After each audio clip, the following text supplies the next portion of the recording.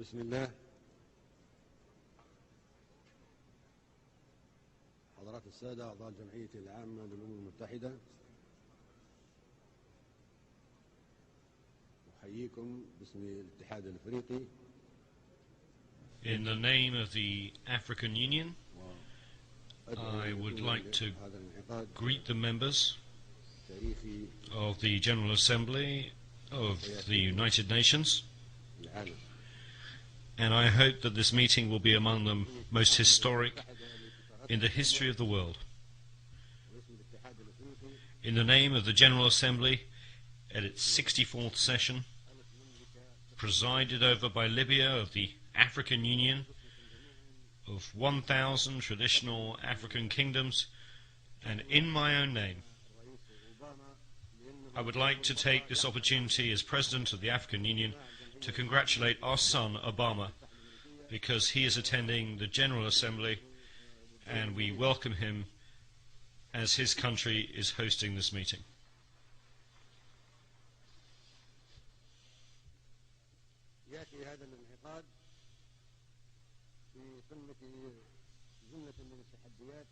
This session is taking place in the midst of so many challenges facing us, and the whole world should come together and unite its efforts to defeat the challenges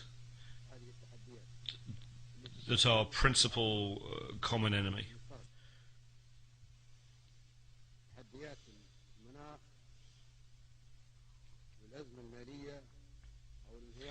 Those of climate change and international crises such as the capitalist economic decline, the food and water crises, desertification, terrorism, immigration, piracy, man-made and natural epidemics, and nuclear proliferation.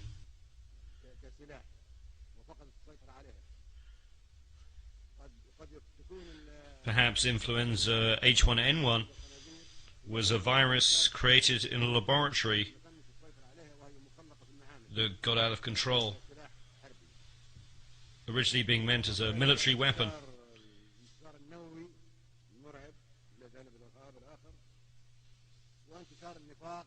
Such challenges also include hypocrisy, poverty, fear, materialism, and immorality.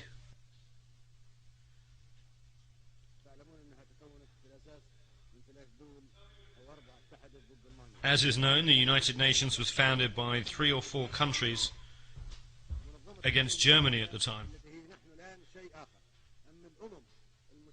The United Nations was formed by the nations that joined together against Germany in the Second World War.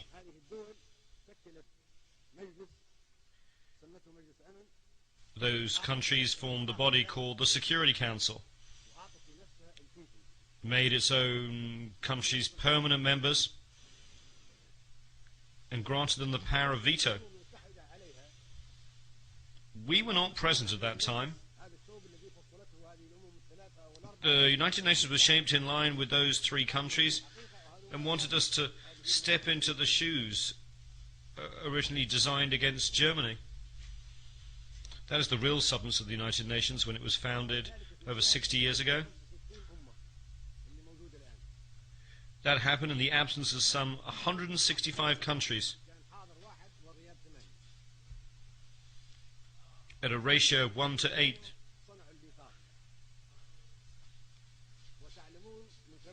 That is, 1 was present and 8 were absent. They created the Charter, of which I have a copy.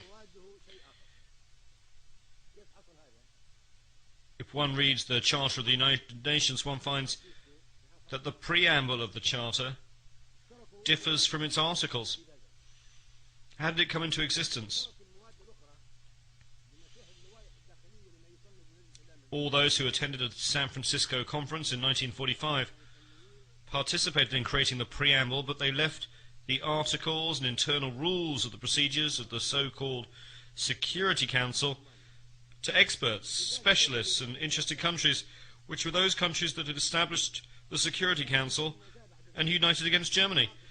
The preamble is very appealing and no one objects to it, but all the provisions that follow it completely contradict the preamble. We reject such provisions and we will never uphold them. They ended with the Second World War.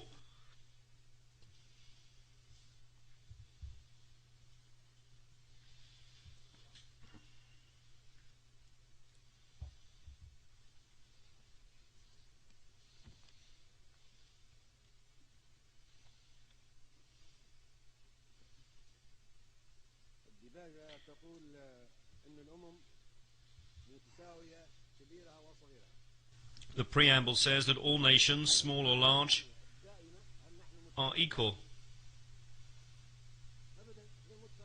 Are we equal when it comes to the permanent seats? No, we're not equal. The preamble states in writing that all nations are equal whether they are small or large. Do we have the right to veto? Are we equal? The preamble says that we have equal rights whether we are large or small. That is what is stated and what we agreed in the preamble. So the veto contradicts the Charter. The permanent seats contradict the Charter. We neither accept nor recognize the veto. الميثاق يقول التزمنا بالديباجة ألا تستخدم القوة المسلحة. The preamble of the Charter states that armed force shall not be used save in the common interest. That is the preamble that we agreed to and signed, and we joined the United Nations because we wanted the Charter to reflect that.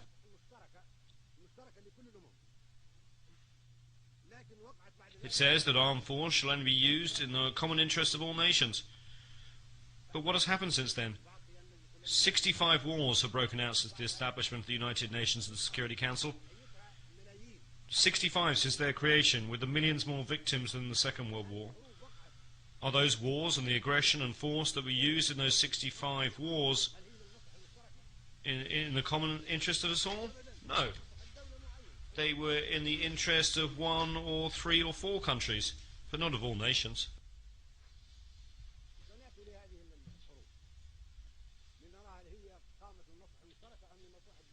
We will talk about whether those wars were in the interests of one country or of all nations. That flagrantly contradicts the Charter of the United Nations that we signed, and unless we act in accordance with the Charter of the United Nations to which we all agreed, we will reject it and not be afraid not to speak diplomatically to anyone. Now we are talking about the future of the United Nations.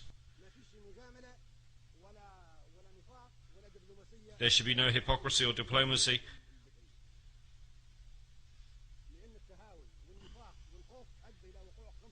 because it concerns the important and vital issue of the future of the world. It was hypocrisy that brought about 65 wars since the establishment of the United Nations.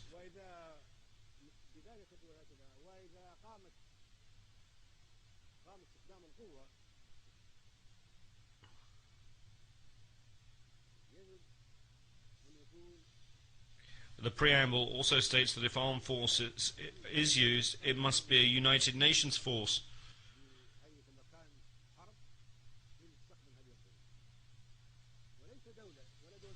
Thus military intervention by the United Nations with the joint agreement of the United Nations, not 1 or 2 or 3 countries using armed force. The entire United Nations will decide to go to war to maintain international peace and security.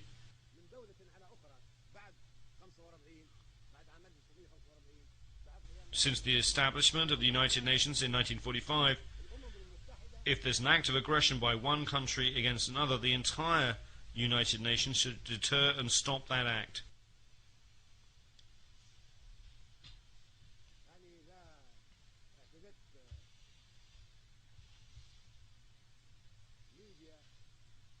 If a country, Libya for instance, were to exhibit aggression against France, then the entire organization would respond because France is a sovereign state. member of the United Nations, and we all share the collective responsibility to protect the sovereignty of all nations. However, 65 aggressive wars have taken place without any United Nations action to prevent them.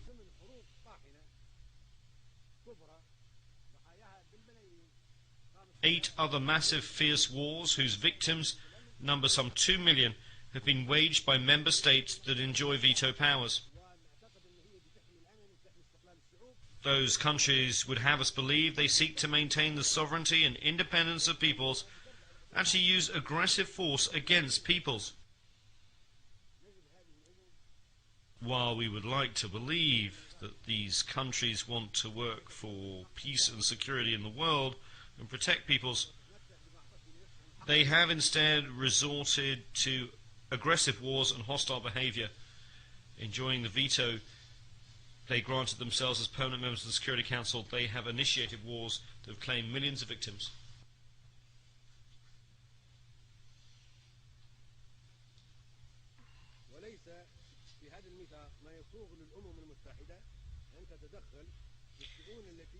The principle of non-interference in the internal affairs of states is enshrined in the Charter of the United Nations.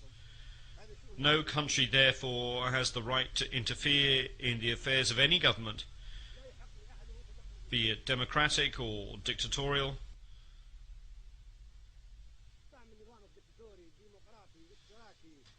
Democratic, dictatorial, socialist or capitalist, reactionary or progressive.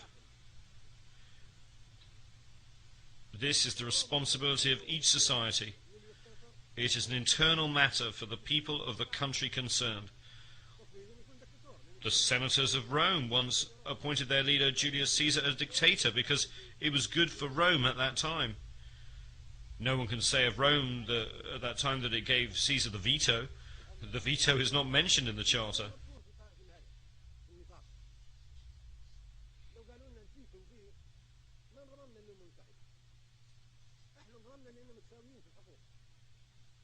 We joined the United Nations because we thought we were equals, only to find that one country can object to all the decisions we make. Who gave the permanent members their status in the Security Council? 4 of them granted this status to themselves. The only country that we in this assembly elected to a permanent member status in the Security Council is China. This was done democratically. But the other seats were imposed upon us in an undemocratically through a dictatorial procedure carried out against our will, and we should not accept it.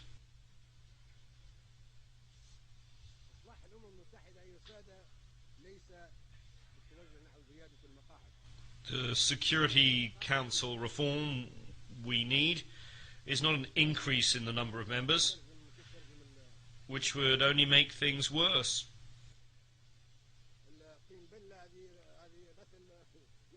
To use a common expression, if you add more water, you get more mud. It would add insult to injury.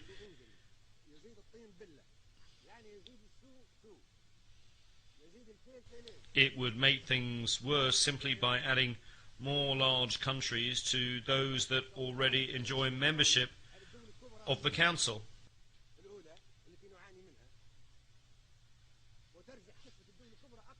It would merely perpetuate the proliferation of superpowers. We therefore reject the addition of any more permanent seats.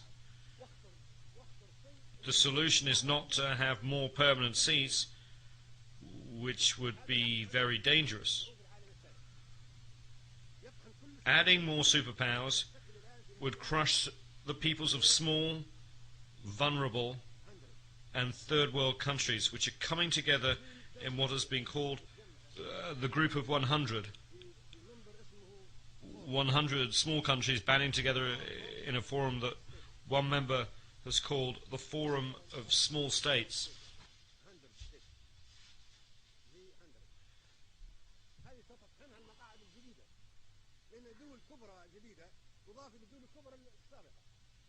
These countries would be crushed by superpowers were additional large countries to be granted membership in the Security Council.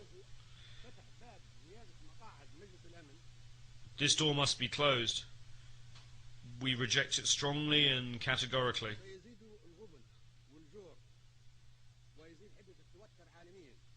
Adding more seats to the Security Council would increase poverty, injustice, and tension at the world level, as well as great competition between certain countries, such as Italy, Germany,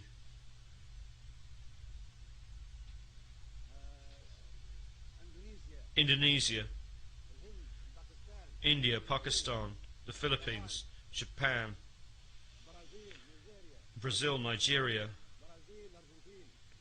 Argentina, Algeria, Libya, Egypt, the Democratic Republic of the Congo, South Africa, Tanzania, Turkey, Iran, Ukraine and Greece. All these countries would seek a seat on the Security Council, making its membership almost as large as that of the General Assembly, and resulting in an impractical competition. What solution can there be? The solution is for the General Assembly to adopt a binding resolution under the leadership of Mr. Trekkie based on the majority will of the Assembly members and taking into account the consideration of no other body.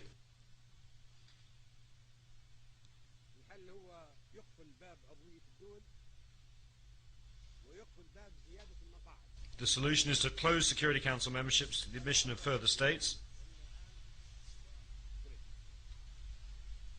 This item is on the agenda of the General Assembly during the present session presided over by Mr. Trekkie. Membership through unions and the transference of mandates should supersede other proposals.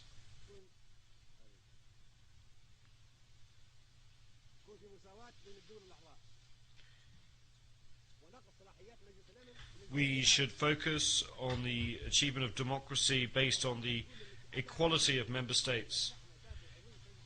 There should be equality among member states and the powers and mandates of the Security Council, and it should be transferred to the General Assembly. Membership should be for unions, not for states.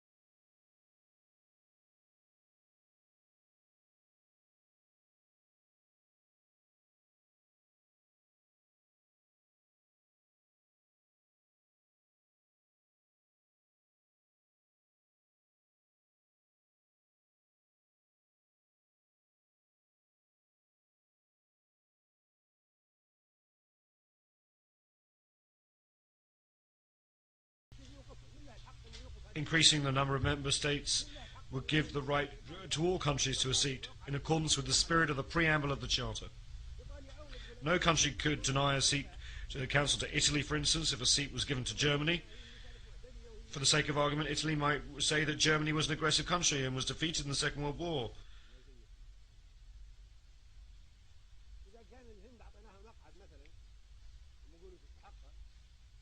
If we gave India a seat, Pakistan would say that it too is a nuclear country and deserves a seat. And those two countries are at war. It would be a dangerous situation.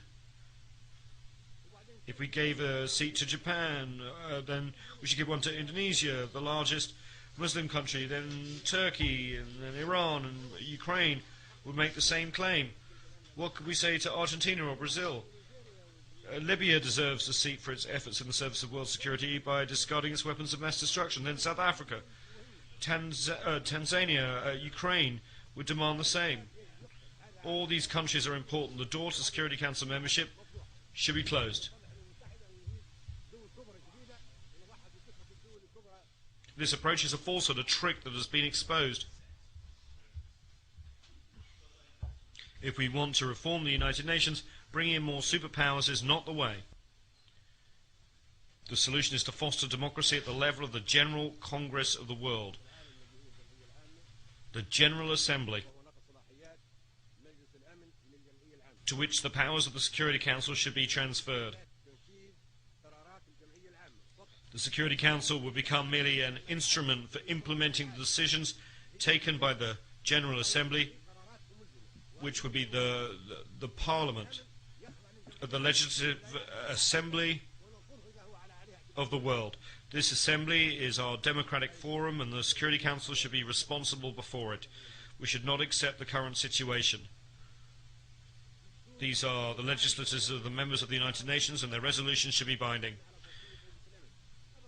It is said that the General Assembly should do whatever the Security Council recommends. On the contrary, the Security Council should do whatever the General Assembly decides. This is the United Nations, the assembly that includes 192 countries. It is not the Security Council, which includes only 15 of the member states. How can we be happy about global peace and security if the whole world is controlled by only 5 countries?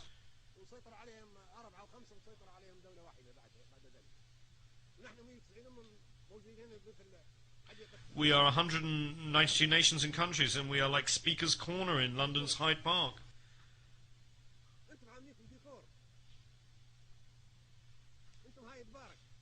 We just speak and nobody implements our decisions. We're a mere decoration without any real substance. We are Speaker's Corner, no more, no less.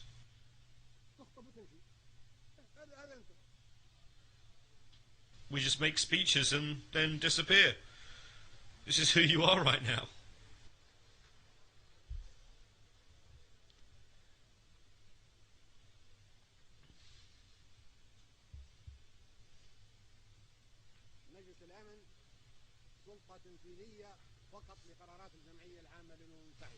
Once the Security Council becomes only an executive body for resolutions adopted by the General Assembly, there will be no competition for membership of the Council.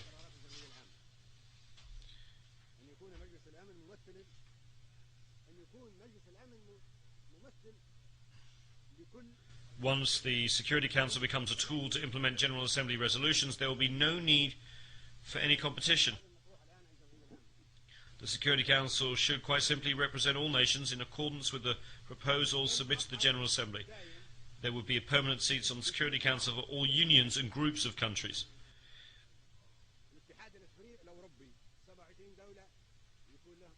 The 27 countries of the European Union should have a permanent seat on the Security Council.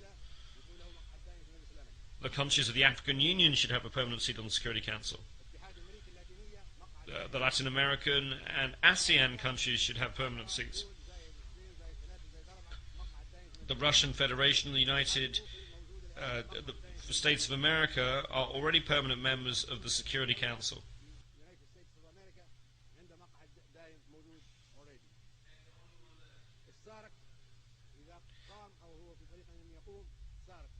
The Southern African Development Community, SADC, once it's fully established, should have a permanent seat. The 22 countries of the Arab League should have a permanent seat. The 57 countries of the Islamic Conference should have a permanent seat. The 118 countries of the non-aligned movement should have a permanent seat.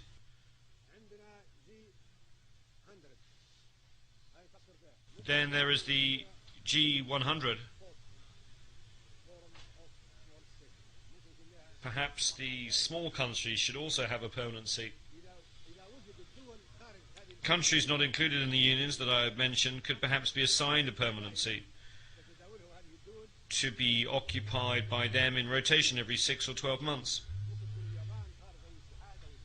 I'm thinking of countries like Japan and Australia that are outside organizations as ASEAN, or like the Russian Federation that is not a member of European or Latin American or African unions. This would be a solution for them if the General Assembly votes in favor of it.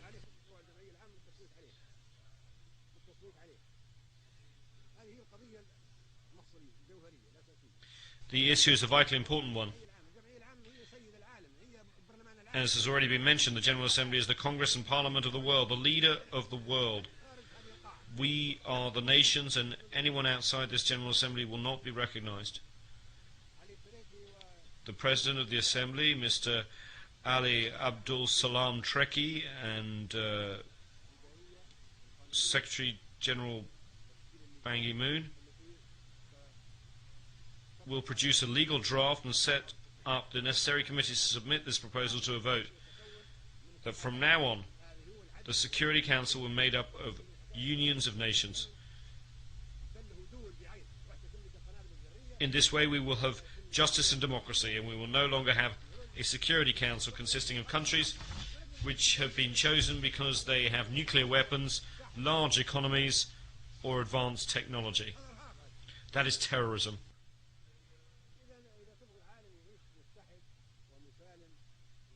We cannot allow the Security Council to be run by superpowers. That is terrorism in itself. If we want a world that is united, safe and peaceful, this is what we should do. If we want to remain in a world at war, that is up to you. We will continue to have conflict and to fight until doomsday or the end of the world. All Security Council members should have the right to exercise the veto, or else we should eliminate the whole concept of the veto with this new formation of the Council. This would be a real Security Council. According to the new proposals submitted to the General Assembly, it will be an executive council under the control of the General Assembly, which will have the real power and make all the rules.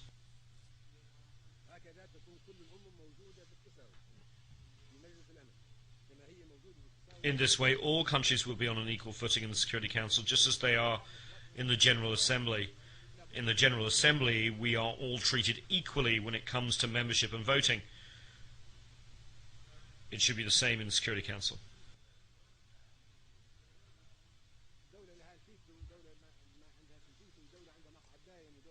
Currently, one country has a veto, another country does not have a veto. One country has a permanent seat, another country does not have a permanent seat. We should not accept this, nor should we accept any resolution adopted by the Security Council in its current composition. We are under trusteeship. We were colonized, and now we were independent. We are here today to decide the future of the world in a democratic way that will maintain the peace and security of all nations, large and small, as equals. Otherwise, it is terrorism. For terrorism is not just Al-Qaeda, but can also take other forms. We should be guided by the majority of the votes in the General Assembly alone. If the General Assembly takes the decision by voting, then its wishes should be obeyed and its decision should be enforced. No one is above the General Assembly. Anyone who says he is above the Assembly should leave the United Nations and be on his own.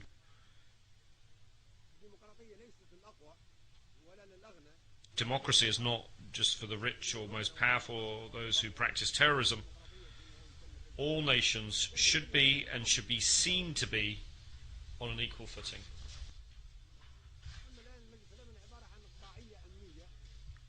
At present, the Security Council is security feudalism, political feudalism, for those with permanent seats, protected by them and used against us. It should be called not the Security Council, but the Terror Council.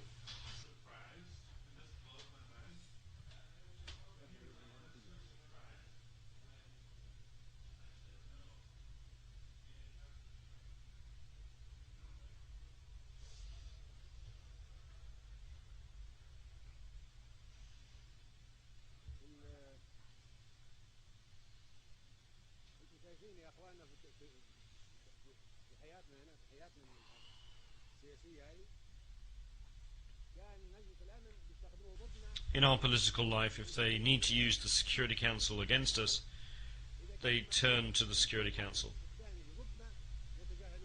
If they have no need to use it against us, they ignore the Security Council. If they have an interest to promote, an axe to grind, they respect and glorify the Charter of the United Nations, they turn to Chapter 7 of the Charter and use it against poor nations. If, however, they wish to violate the Charter, they would ignore it as if it did not exist at all.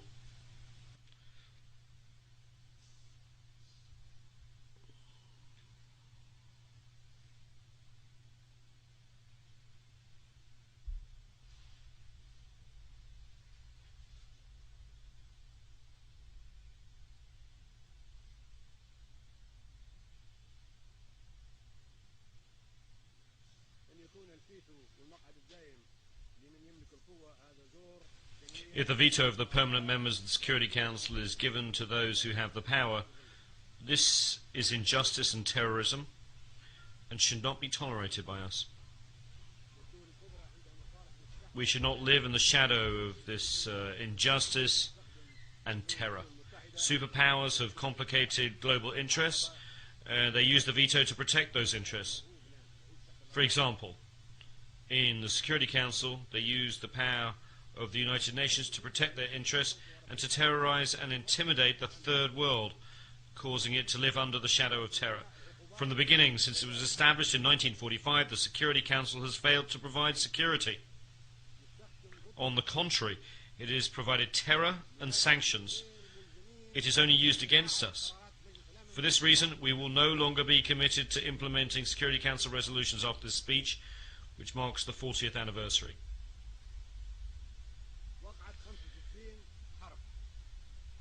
65 wars have broken out, either fighting among small countries or wars of aggression waged against us by superpowers. The Security Council, in clear violation of the Charter of the United Nations, failed to take action to stop these wars or acts of aggression against small nations and peoples. The General Assembly will vote on a number of historic proposals. Either we act as one, or we will fragment. If each nation were to have its own version of the General Assembly, the Security Council and the various instruments and each will have to have an equal footing. The powers that currently fill the permanent seats would be confined to use of their own sovereign bodies, whether they be 3 or 4 of them, and would have to exercise their rights against themselves. This is of no concern to us. If they want to keep their permanent seats, that's fine. Permanent seats will be of no concern to us. We shall never submit to their control or to their exercise of the veto that was given to them. We are not so foolish as to give up the right of veto to the superpowers to use so they can treat us as second-class citizens and outcast nations. It is not we who decided that those countries are the superpowers and respected nations with the power to act on behalf of 192 countries.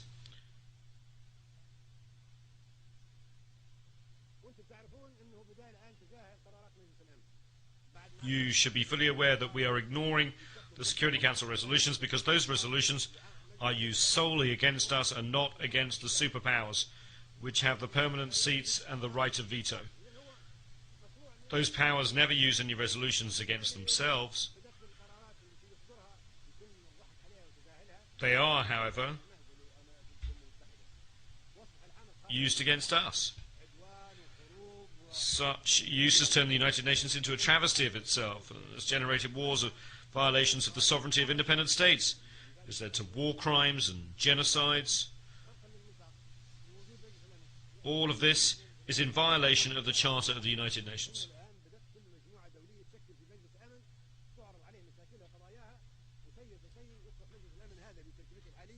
Since no one pays attention to the Security Council of the United Nations, each country and community has established its own Security Council, and the Security Council here has become isolated.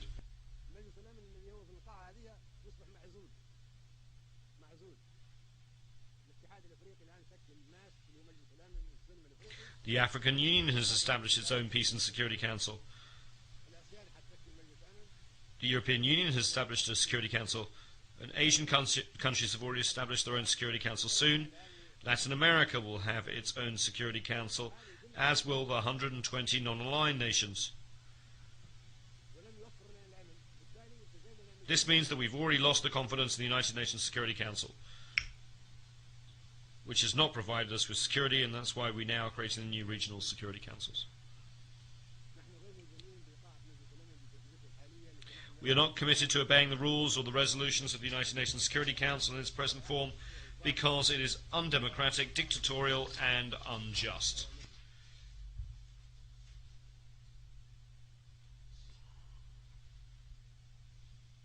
No one can force us to join the Security Council or to obey or comply with the resolutions or orders given by the Security Council in its present composition. Furthermore, there is no respect for the United Nations and no regard for the General Assembly, which is actually the true United Nations, but whose resolutions are non-binding. The decisions of the International Court of Justice, the international judicial body, take aim only at small countries and third world nations. Powerful countries escape the notice of the court, or, if judicial decisions are taken against these powerful countries, they are not enforced.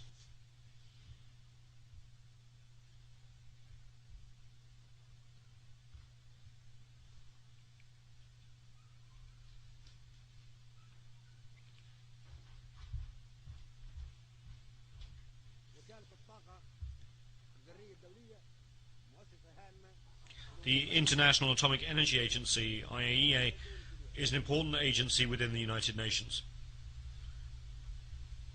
Powerful countries, however, are not accountable to it or under its jurisdiction.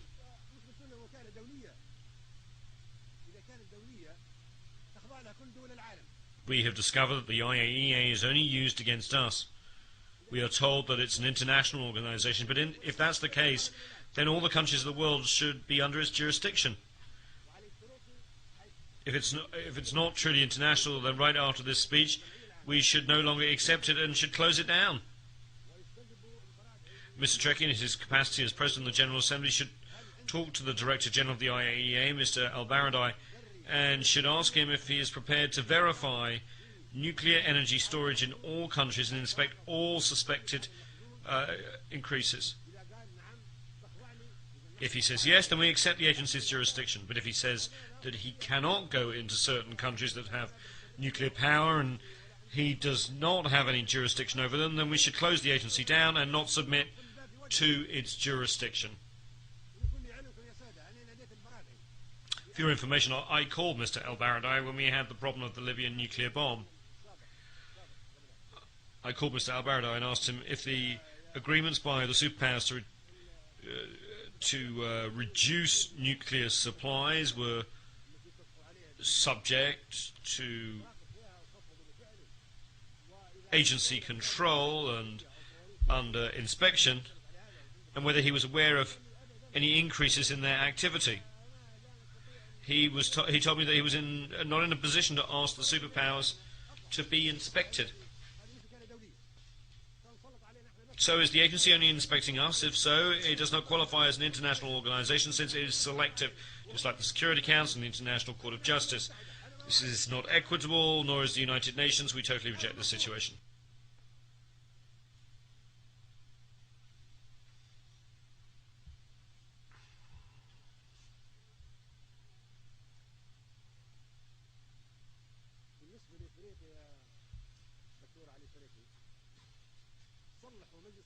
Regarding Africa,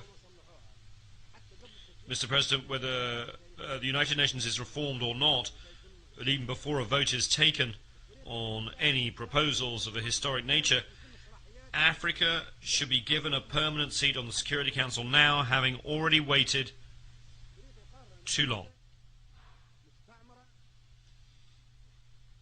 Leaving aside United Nations reform, we can certainly say that Africa was colonized, isolated, and persecuted, and its rights usurped. Its people were enslaved and treated like animals, and its territory was colonized and placed under trusteeship. The countries of the African Union deserve a permanent seat. This is a debt from the past and has to be paid and has nothing to do with the United Nations reform. It's a priority matter and is high on the agenda of the General Assembly. No one can say that the African Union does not deserve a permanent seat. Who can argue with that proposal? I challenge anyone to make a case against it. Where is the proof that the African Union or the African continent does not deserve a permanent seat? No one can possibly deny this.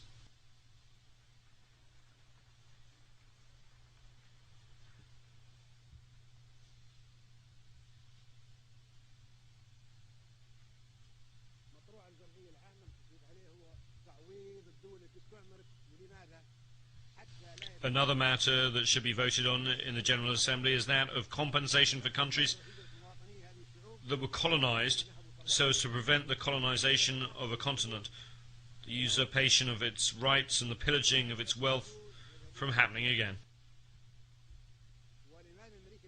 Why are Africans going to Europe? Why are the Asians going to Europe? Why are Latin Americans going to Europe? It is because Europe colonized those peoples and stole the material and human resources of Africa, Asia and Latin America, the oil, the minerals, the uranium, the gold, the diamonds, the fruit, the vegetables, the livestock and the people, and used them. Now new generations of Asians, Latin Americans and Africans are seeking to reclaim that stolen wealth as they have the right to do so. At the Libyan border, I recently stopped 1,000 African migrants headed for Europe. I asked them why were they going there. They told me it was to take back their stolen wealth, that they would not be leaving otherwise. Who can restore the wealth that was taken from us? If you decide to restore all this wealth, there will be no more immigration from the Philippines,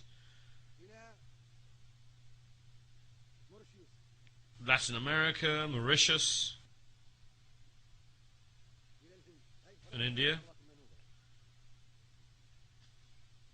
Let us have the wealth that was stolen from us. Africa deserves $777 trillion in compensation from countries that colonized it.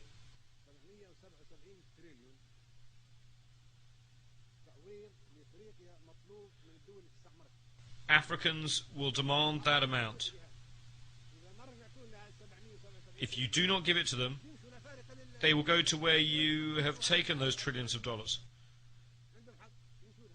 They have the right to do so. They have to follow that money and bring it back again. Why is there no Libyan immigration to Italy, even though Libya is so close by?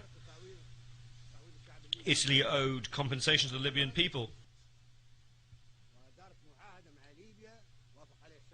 It accepted the fact and signed an agreement with Libya, which is adopted by both the Italian and the Libyan parliaments. Italy admitted that its colonization of Libya was wrong and should never be repeated, and promised not to attack the Libyan people by land, air or sea. Italy also agreed to provide Libya with $250 million a year in compensation over the next 20 years, and to build a hospital for the Libyans maimed as a result of the mines planted in Libyan territory during the Second World War.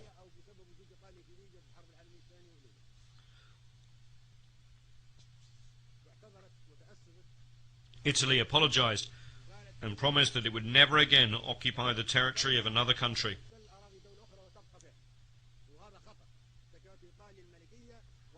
Italy, which was a kingdom during the fascist regime, has made rich contributions to civilization, should be commended for this achievement, together with Prime Minister Berlusconi and his predecessor, who made their own contributions in that regard.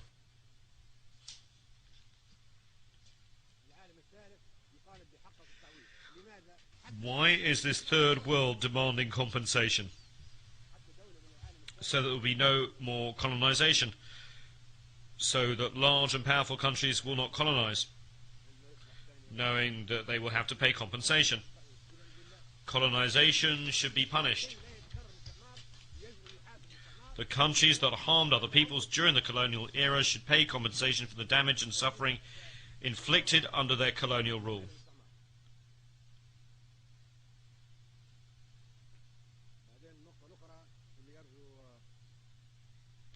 There's another point that I would like to make.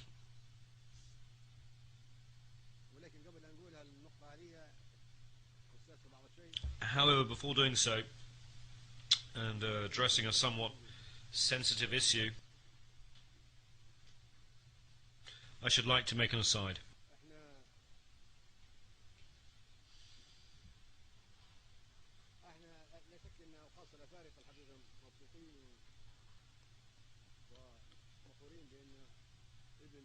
We Africans are happy and proud indeed. The son of Africa is now President of the United States of America. That is a historic event. Now, in a country where blacks once could not mingle with whites, in cafes or restaurants, or sit next to them on a bus, the American people have elected as their president a young black man, Mr. Obama, of Kenyan heritage. That is a wonderful thing, and we are proud. It marks the beginning of a change. However, as far as I am concerned, Obama is a temporary relief for the next 4 or 8 years. I am afraid that we may then go back to square one. No one can guarantee how America will be governed after Obama.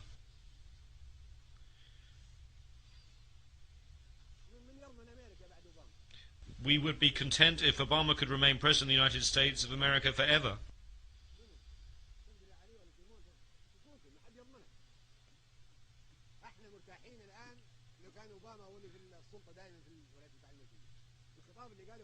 The statement that he just made shows that it's completely different from any American president that we have seen.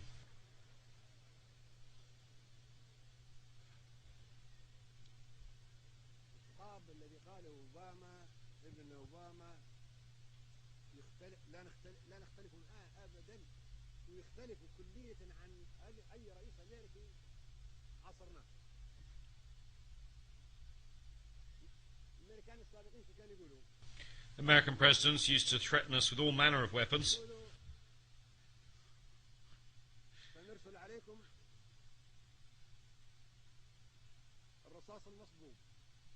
saying that they would send us Desert Storm, grapes of wrath, rolling thunder, and poisonous roses for Libyan children.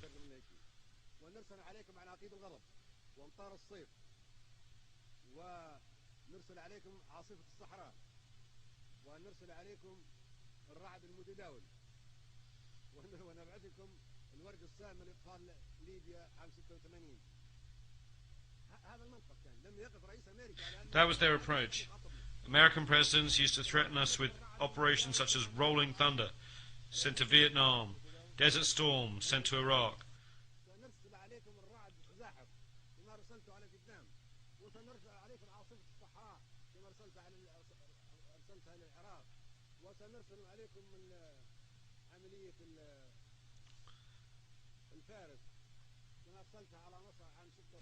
Musketeer sent to Egypt in 1956, even though America opposed it.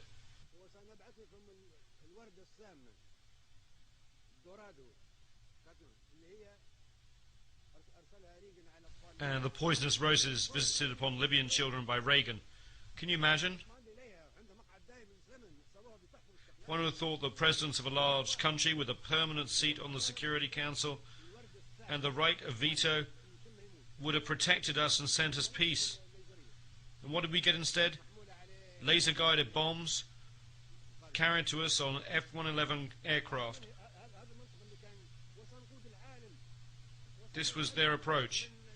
We will lead the world, whether you like it or not, and we will punish anyone who opposes us. What our son Obama said today is completely different. He made a serious appeal for nuclear disarmament, which we applaud. He also said that America alone could not solve the problems facing us, and that the entire world should come together to do so. He said that we must do more than we are doing now, which is making speeches. We agree with that and applaud it. He said that we had to come to the United Nations to talk against one another. It is true that when we come here, we should communicate with one another on an equal footing. And he said that democracy should not be imposed from outside. Until recently, American presidents have said that democracy should be imposed on Iraq and other countries. But he said that this was an internal affair. He spoke truly when he said that democracy cannot be imposed from outside.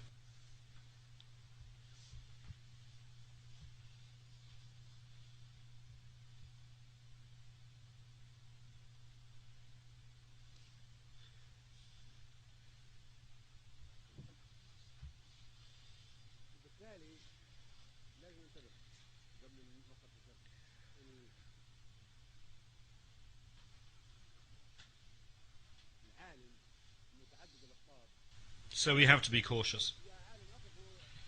Before I make these sensitive remarks, I note that the whole world has so many polarities. Listen, should we have a world of so many polarities? Can we not have nations on an equal footing? Let's have an answer. Does anyone have an answer as to whether it's better to have a world of so many polarities? Why can we not have equal standing? Should we have patriarchs? Should we have popes? Should we have gods? Why should we have a world of so many polarities? We reject such a world and call for a world where big and small are equal.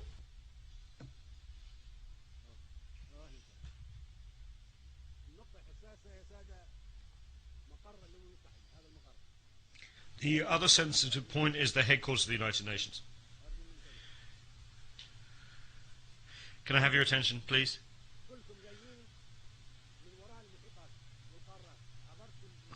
All of you came across the Atlantic Ocean, the Pacific Ocean, crossing the Asian continent or the African continent to reach this place. Why? Is this Jerusalem? Is this the Vatican? Is this Mecca? All of you are tired, you have jet lag and have sleepless nights.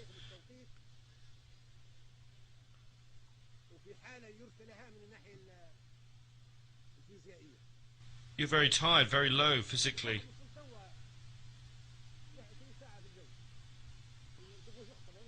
Somebody arrived just now, flying 20 hours. Then we wanted to make a speech and talk about this. All of you are asleep. All of you are tired. It is clear that all of you are lacking energy because of having to make such a long journey.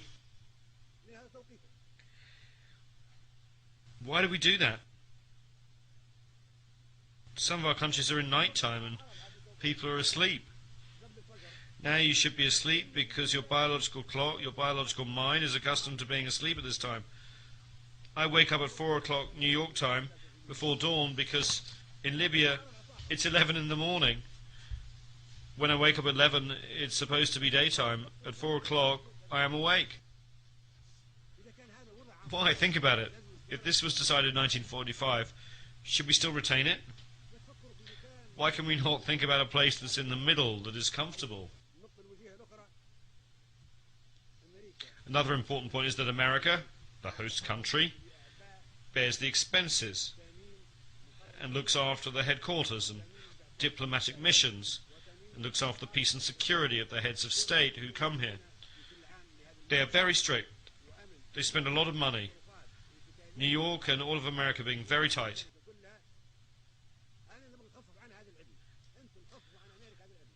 I want to relieve America of this hardship. We should thank America. We should say to America, thank you for all the trouble that you've taken on yourself. We say thank you, America. We want to help reassure America and New York and keep them calm. They should not have the responsibility of looking after security. Perhaps someday a terrorist could cause an explosion or bomb a president. This place is targeted by Al-Qaeda, this very building.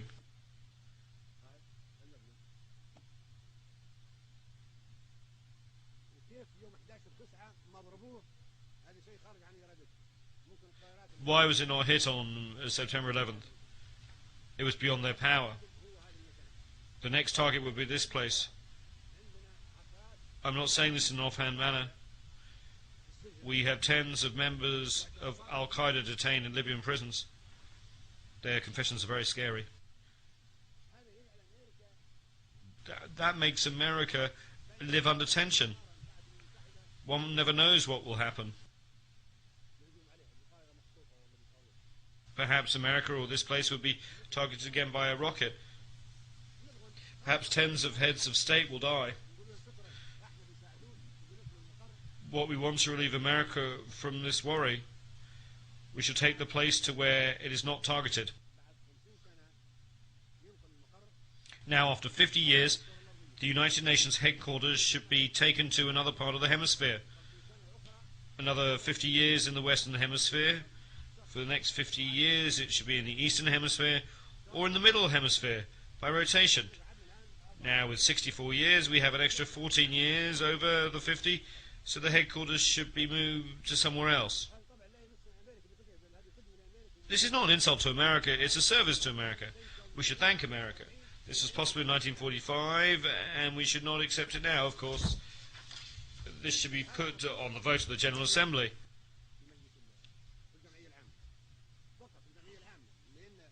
Only in the General Assembly, because in Section 23 of the Headquarters Agreement it says that the United Nations headquarters can be moved to another location only by a resolution of the General Assembly. If 51% of the Assembly approves relocation of headquarters, then it can be moved.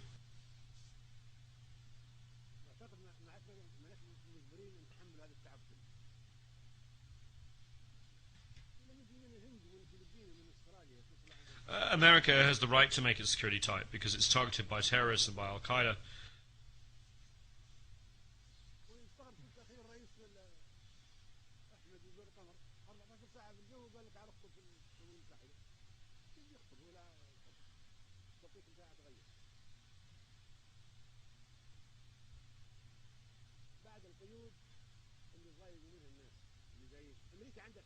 America has the right to take all security measures. We're not blaming America for that. However, we do not tolerate these measures. We do not come to New York and be subjected to all these measures.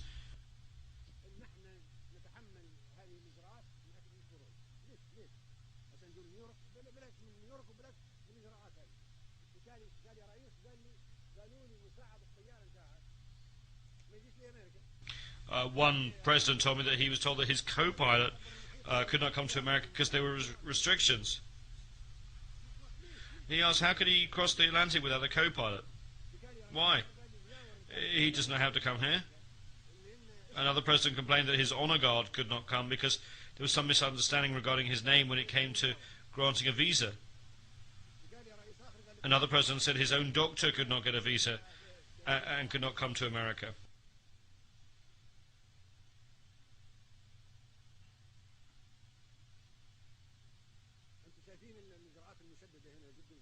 The security measures are very strict. If a country has any problems with America, they will set up restrictions on the movement of member delegations as if one is in Guantanamo.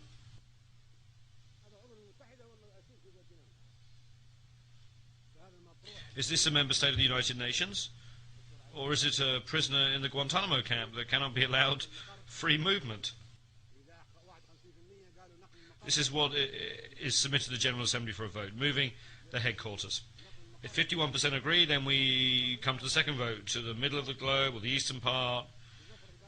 If we say we move the headquarters to the middle of the hemisphere, why don't we move it to Sirte or Vienna? One can come even without a visa. Once you come as president, Libya is a secure country. We are not going to restrict you to 100 or 500 meters. Libya has no hostile actions against anybody, and I think the same holds true of Vienna.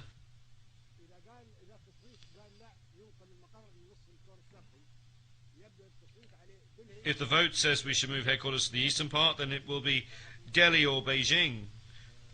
the capital of China or the capital of India. That's logical, my brothers. I do not think there will be any objection to that. Then you will thank me for this proposal, for eliminating the suffering and trouble of flying 14, 15 or 20 hours to come here. No one can blame America or say that America will reduce its contributions to the United Nations.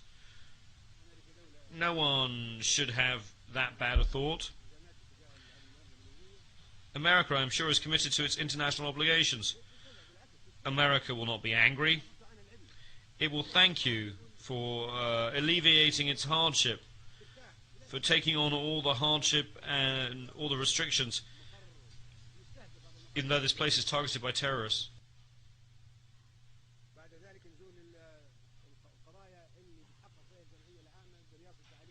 We come now to the issues that will be considered by the General Assembly.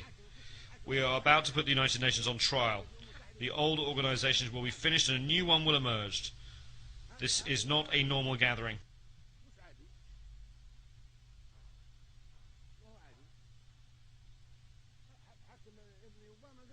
Even son Obama said that this is not a normal gathering. It is a historic meeting.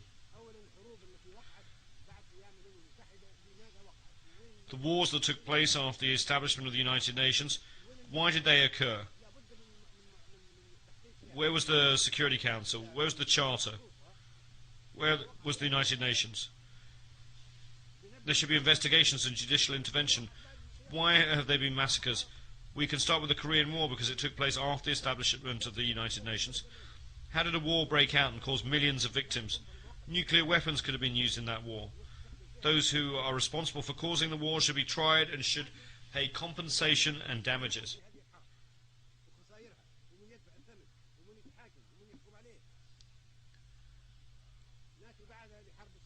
Then we come to the Suez Canal War of 1956. That file should be opened wide.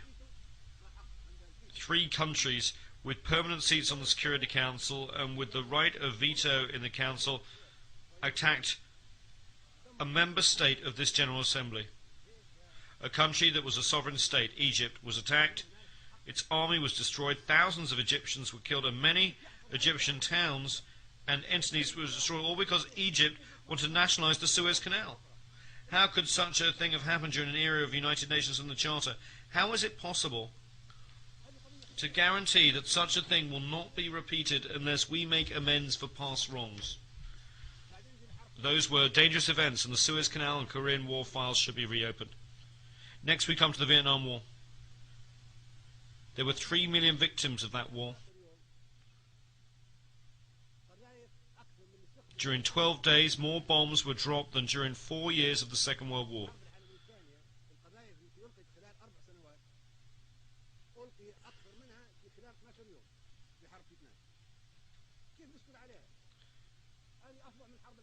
It was a fiercer war, and it took place after the establishment of the United Nations and after we had decided that there would be no more wars.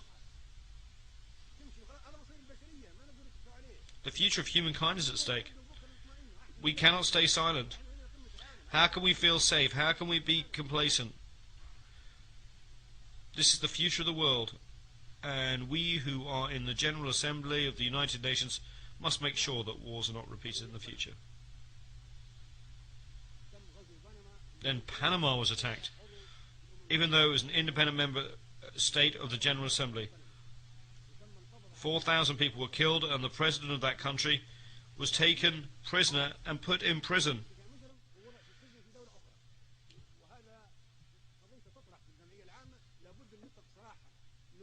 Noriega should be released. We should open that file. How can we entitle a country that is a United Nations member state to wage war against another country, capture its president, treat him as a criminal and put him in prison? Who would accept that?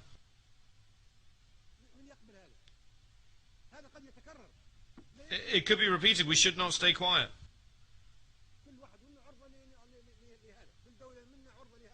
We should have an investigation. Any one of us member states could face the same situation, especially if such aggression is by a member state with a permanent seat on the Security Council and with responsibility to maintain peace and security worldwide. Then there is the war in Grenada. The country was invaded even though it was a member state. It was attacked by 5,000 warships, 7,000 troops and dozens of military aircraft. It is the smallest country in the world. This occurred after the establishment of the United Nations of the Security Council and its veto, and the president of Grenada, Mr. Maurice Bishop, was assassinated. How could that have happened with impunity? It's a tragedy. How can we guarantee that the United Nations is good or not, that a certain country is good or not? Can we be safe or happy about the future or not? Can we trust the Security Council or not? Can we trust the United Nations or not? We must look into and investigate the bombing of Somalia. Somalia is a United Nations member state. It's an independent country under the rule of IDID. We want an investigation. Why did that happen? Who allowed it to happen? Who gave the green light for that country to be attacked? Then there's former Yugoslavia. No country was as peaceful as Yugoslavia, constructed step by step and piece by piece after being destroyed by Hitler.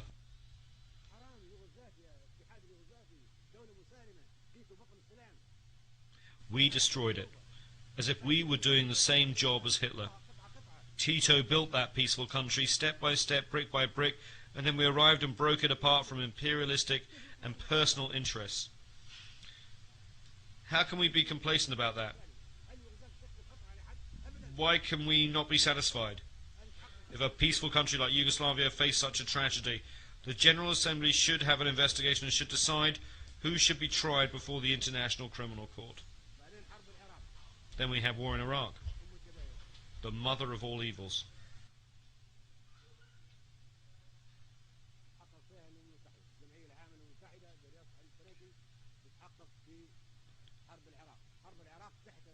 The United Nations should investigate that. The General Assembly, presided over by Mr. Trekkie, should investigate that. The invasion of Iraq was a violation of the United Nations Charter. It was done without any justification by the superpowers with permanent seats on the Security Council. Iraq is an independent country and a member state of the General Assembly. How could those countries attack Iraq? As provided for in the Charter, the United Nations should have intervened and stopped the attack.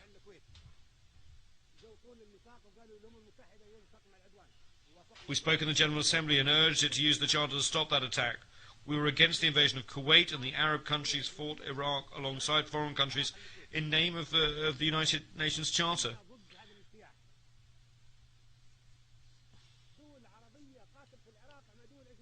In the first instance, the Charter was respected. The second time, when we wanted to use the Charter to stop the war in Iraq, no one used it, and that document was ignored. Why did that occur? Mr. Trekkie and the General Assembly should investigate to determine whether there was any reason at all to invade Iraq.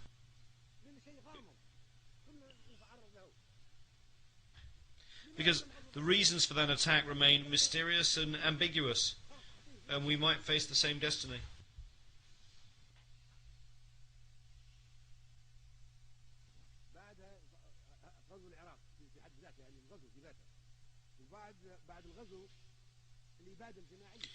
Why was Iraq invaded? The invasion itself was a serious violation of the United Nations Charter, and it was wrong. There was also a total massacre or genocide. More than 1.5 million Iraqis were killed. We want to bring the Iraqi file before the International Criminal Court, and we want those who committed mass murder against the Iraqi people to be tried. It's not easy for Charles Taylor to be tried, or Bashir to be tried, or for Noriega to be tried. It's all easy for them.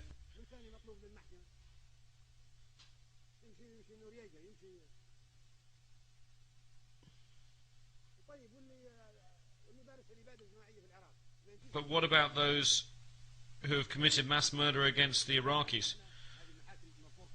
They cannot be tried. They cannot go before the ICC.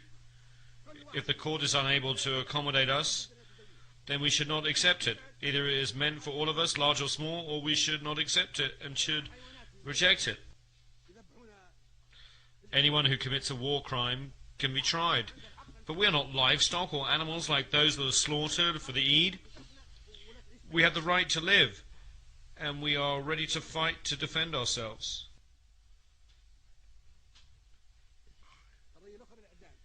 We have the right to live in dignity under the sun and on earth. They have already tested us, and we have withstood the test. There are other things as well. What is it that Iraqi prisoners of war can be sentenced to death? When Iraq was invaded and the president of Iraq was taken, he was a prisoner of war. He should not have been tried.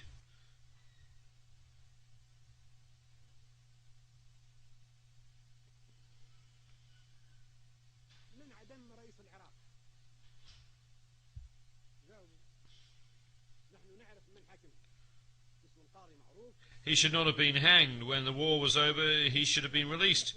We want to know why a prisoner of war should have been tried.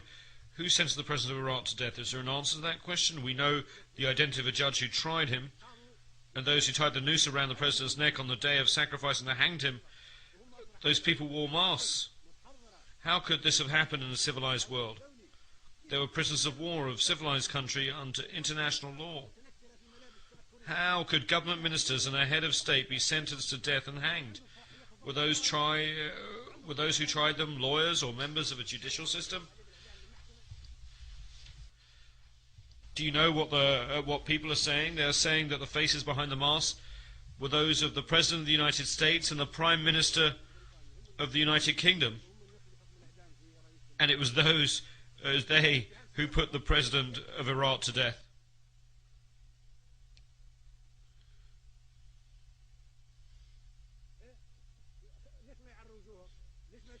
Why do the executioners not unmask their faces? Why do we not know their ranks? Why do we not know whether they were officers, judges, soldiers or doctors? How does it come to the President, the state member of the United Nations, was sentenced to death and killed?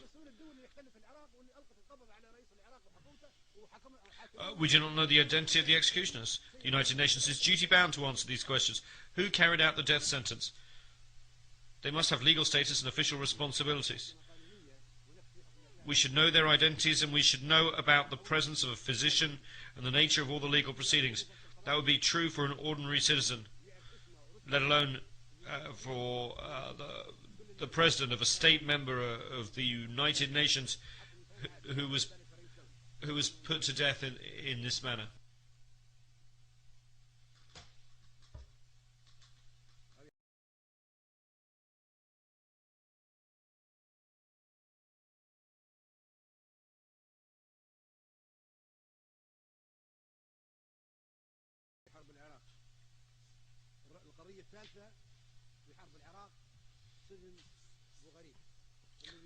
My third point on Iraq relates to Abu Ghraib. This was a disgrace to humankind. I know the United States authorities will investigate the scanner, but the United Nations must not ignore it either. The General Assembly should investigate this matter.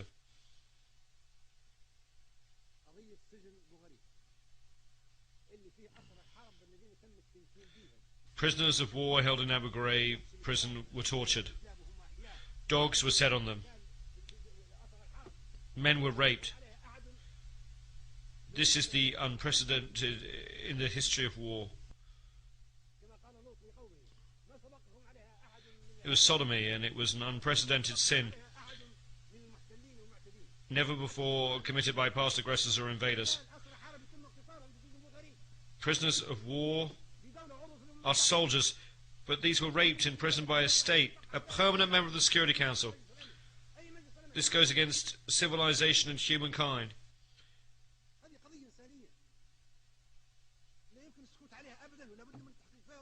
We must not keep silent. We must know the facts. Even today, 250,000 of Iraqi prisoners, men and women alike, remain in Abu Ghraib. They are being maltreated, persecuted and raped. There must be an investigation.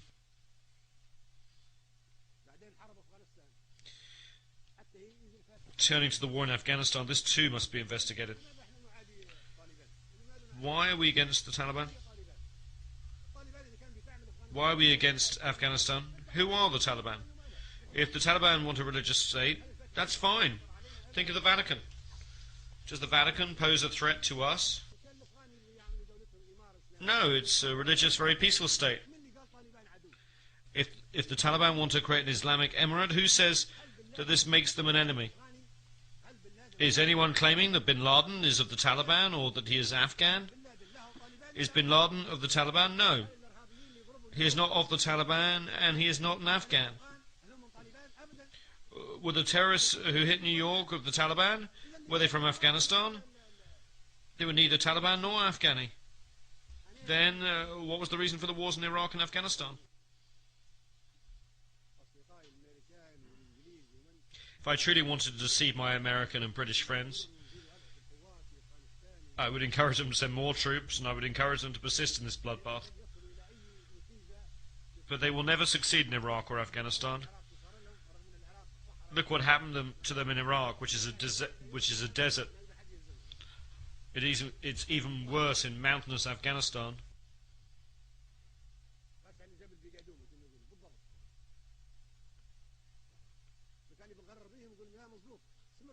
If I wanted to deceive them, I would tell them to continue the wars in Iraq and Afghanistan. But no, I want to save the citizens of the United States, the United Kingdom, and other countries who are fighting in Iraq and Afghanistan. So I tell them, leave Afghanistan to the Afghans. Leave Iraq to the Iraqis. If they want to fight each other, they are free to do so.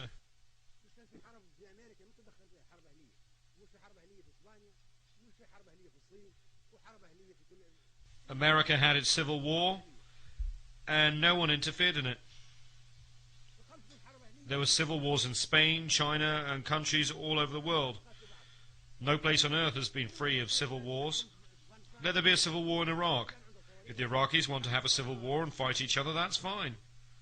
Who says that if the Taliban form a government, they would possess intercontinental missiles of the kind of airplanes that hit New York?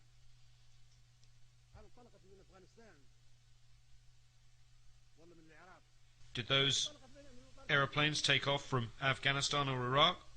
No, they took off from American airports. So why is Afghanistan being struck?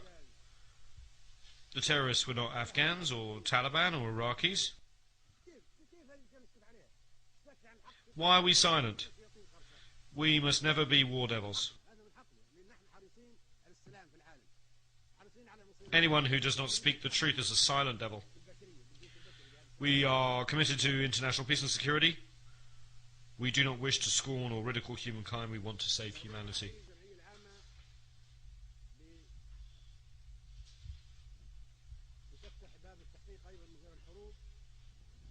As President of the General Assembly, Mr. Ali Treki should open an investigation of the assassinations file, in addition to the war files. Who killed Patrice Lumumba and why? We merely want to record it in the annals of African history. We want to know how an African leader, a liberator, came to be assassinated. Who killed him? We want our sons to be able to read the history of how Patrice Lumumba, the hero of Congo's liberation struggle, was assassinated. We want to know the facts, even 50 years on. That is one file that should be reopened. And who killed Secretary General Doug Hammarskjöld? Who fired on his aeroplane in 1961 and why? And then there's the assassination of United States President Kennedy in '63.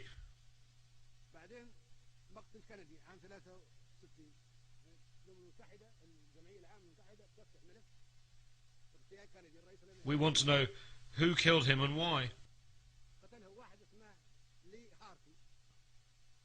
There was someone called Lee Harvey Oswald, who was then killed by one Jack Ruby.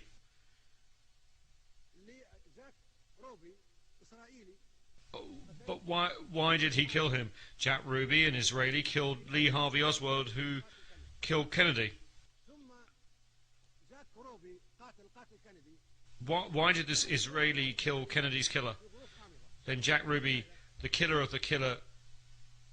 of Kennedy, die in mysterious circumstances before he could be tried. We must open the files. The whole world knows that Kennedy wanted to investigate the Israeli Dimona nuclear reactor. This involves international peace and security and weapons of mass destruction. That is why we should open this file.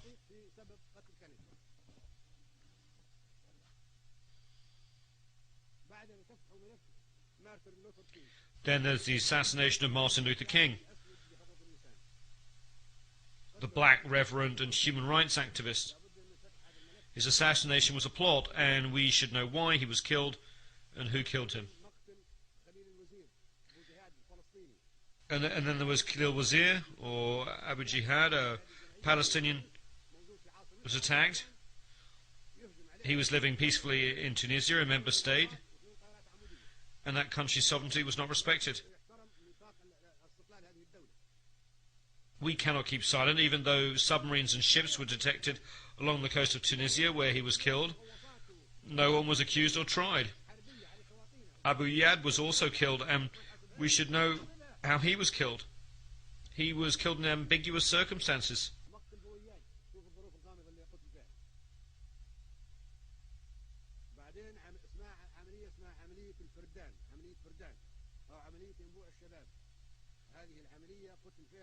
In Operation Spring of Youth, Kamal Nasser, a poet, Kamal Adwan and Abu Yusuf al-Najjar, 3 Palestinians, were killed in Lebanon, a country that is free, a sovereign state, member of the General Assembly.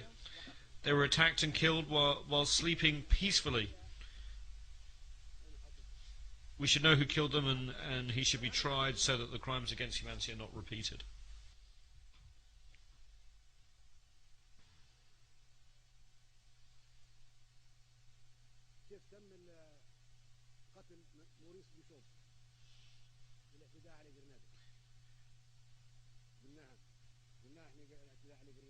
We've already talked about the size of the force used in the invasion of Grenada. 7,000 troops, 15 battleships, dozens of bombers.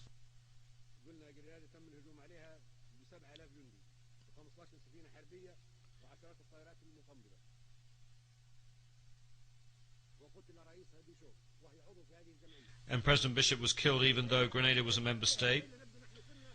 Those are crimes, and we cannot keep silent. Otherwise we will look like sacrificial beasts. We are not animals. Year after year we are attacked. We defend ourselves, our sons, our children, and we are not afraid. We have the right to live, and the earth is not destined for violence, but for us all. We can never live on this earth in such humiliation. So those are the wars.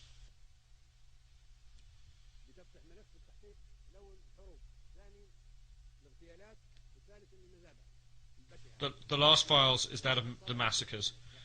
In the Sabra and Shatila massacre, 3,000 people were killed. That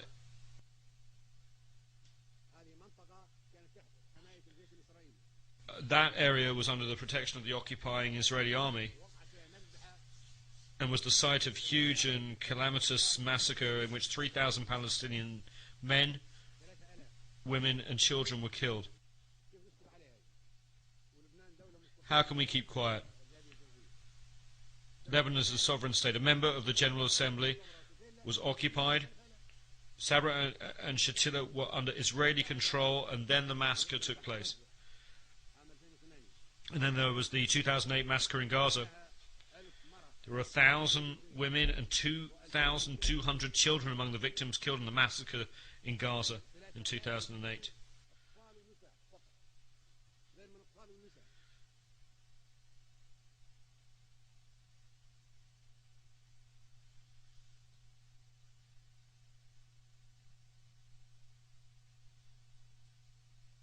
تم تدمير 50 مؤسسة تابعة للأمم المتحدة تبع هذه الجمعية. 60 United Nations facilities and another 30 belonging to non-governmental organizations were damaged. 50 clinics were destroyed. 40 doctors and nurses were killed while carrying out humanitarian activities. This took place in Gaza in December 2008. The perpetrators are still alive, and they should be tried by the International Criminal Court. Should we try only the underdogs, the weak and the poor of the third world countries, and not important and protected figures?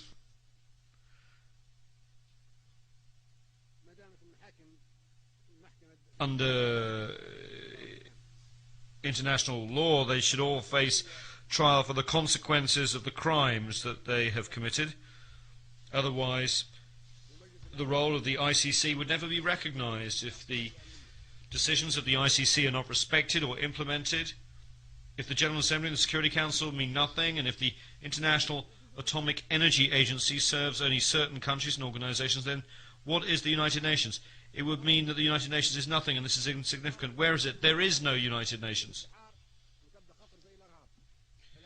Then, while piracy may be a phenomenon of the high seas, a form of terrorism, we may talk about the piracy in Somalia. Somalis are not pirates.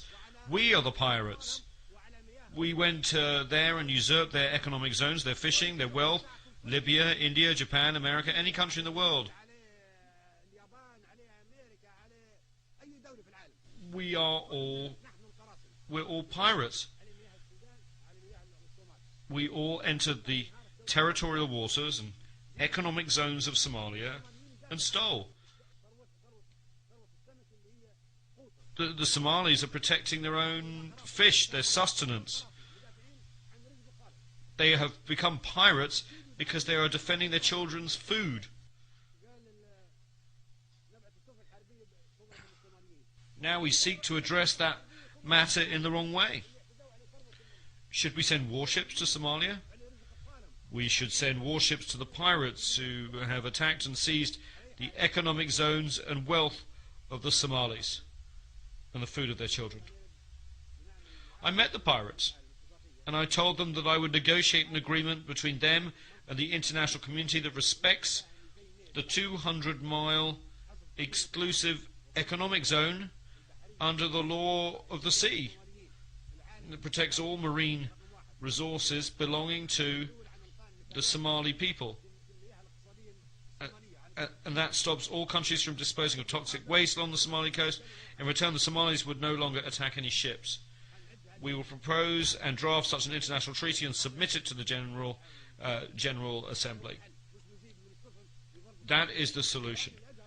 The solution does not lie in sending more military ships to fight the Somalis. That is not a solution. We are addressing the phenomena of piracy and terrorism in the wrong way. Today there is swine flu. Perhaps tomorrow there'll be fish flu. Because sometimes we produce viruses by controlling them. It is a commercial business. Capitalist companies produce viruses so that they can generate and sell vaccinations. This is very shameful and poor ethics.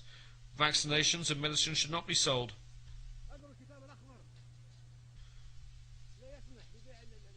In the Green Book, I maintain that medicines should not be sold or subject to commercialization. Medicines should be free of charge and vaccinations given free to children. But capitalist companies produce the viruses and vaccinations and want to make a profit. Why are they not free of charge? We should give them free of charge, not sell them.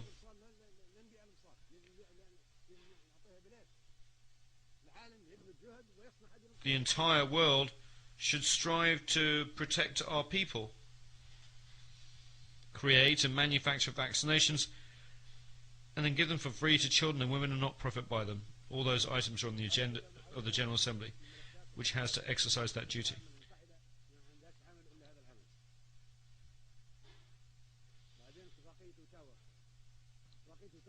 The Ottawa Convention on Landmines forbids the production of landmines. That is wrong. Landmines are defensive weapons. If I place them along the border of my country and someone wants to invade me, they may be killed. That's all right, because they're invading me. The convention should be reconsidered. I'm not taking that defensive weapon to another country. The enemy is coming to me, and on the Al-Gaddafi website, I call for that treaty to be modified or annulled. This treaty should be modified or annulled. I want to use anti-personnel mines to defend my home against invasion. Eliminate weapons of mass destruction, not landmines, which are defensive weapons.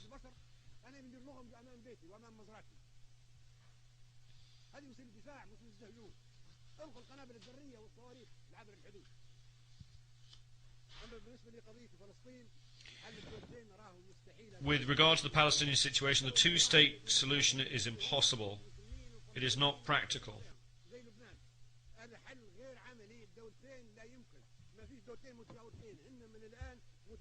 Currently, these two states completely overlap. Partition is doomed to failure. These two states are not neighbours. They are co-extensive in terms of both population and geography.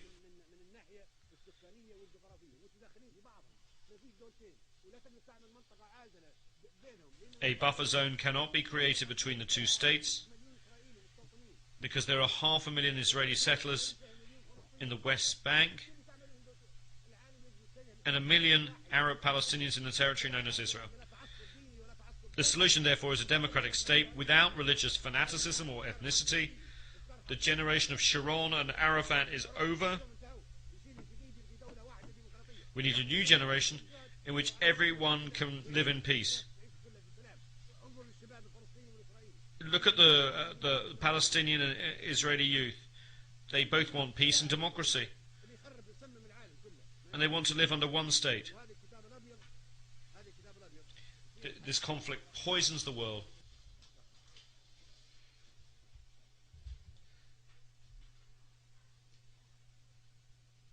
The White Book actually has the solution. I hold it here. The solution is retained. Arabs should have no hostility or animosity towards Israel. We are cousins of the same race. We want to live in peace. The refugees should go back. You are the ones who brought the Holocaust upon the Jews. You, not we, are the ones who burned them. We gave them refuge. We gave them safe haven during the Roman era and the Arab reign in Andalusia and during the rule of Hitler. You are the ones who poisoned them. You are the ones who annihilated them. We provided them with protection. You expelled them. Let us see the truth. We are not hostile. We are not enemies of the Jews. And one day the Jews will need the Arabs. At that point, Arabs will be the ones to give them protection, to save them. And we hope, as we have done in the past. Look at what everybody else did to the Jews. Hitler is an example. You are the ones who hate the Jews, not us.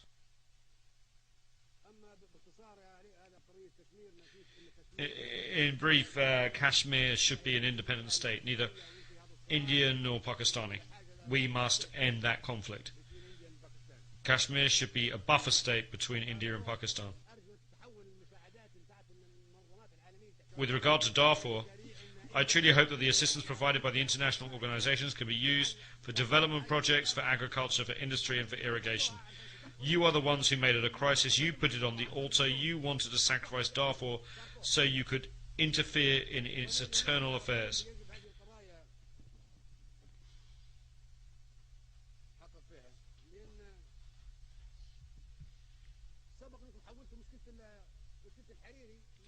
You've turned the Hariri problem into a United Nations problem. You are selling Hariri's corpse. You just want to settle scores with Syria. Lebanon is an independent state. It has law courts, a judiciary and police. At this stage, it is no longer the perpetrators that are being sought. The real wish is to settle scores with Syria, not ensure justice for Hariri. The cases of Khalil al-Wazir, Lumumba, Kennedy and Hammarskjöld should also have been turned over to the United Nations if the Hariri case merits such attention.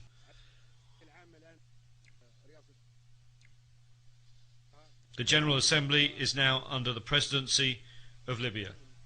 This is our right.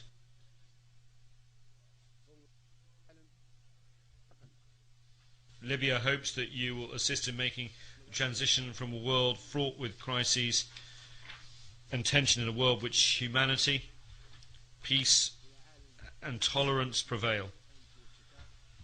I will personally follow up on this issue with the General Assembly.